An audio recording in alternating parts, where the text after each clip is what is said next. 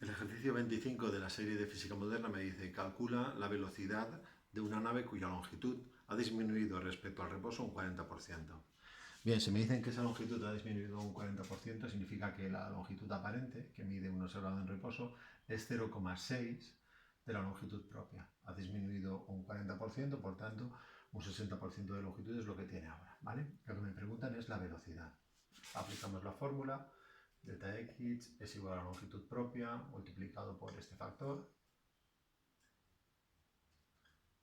Y sobre esto, sustituyendo lo que sé, bueno, pues sabemos que esta longitud aparente es 0,6 de la longitud propia.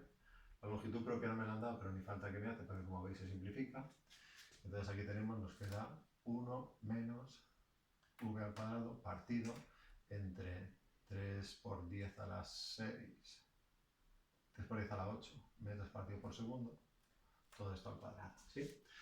Bien, entonces elevamos al cuadrado los dos términos para quitar aquella raíz y me queda que esto es 0,6 al cuadrado, que es 0,36, ¿sí?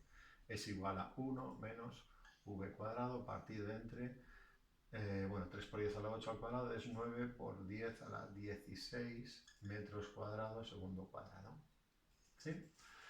Vale, este 1 pasa aquí restando, entonces al restar me queda que esto es menos 0,64, ¿sí? Menos 0,64 es igual a menos v cuadrado partido entre 9 por 10 a la 16 metros cuadrado segundo cuadrado. Estos menos los puedo simplificar. Este 9 por 10 a la 16 que está dividiendo lo paso multiplicando y me queda que la v al cuadrado es igual a 0,64 multiplicado por 9 por 10 a la 16 metros cuadrados partido entre segundo al cuadrado, ¿sí? Haciendo la raíz cuadrada de esto al final, me queda que la v es la raíz cuadrada de esto de antes, ¿sí?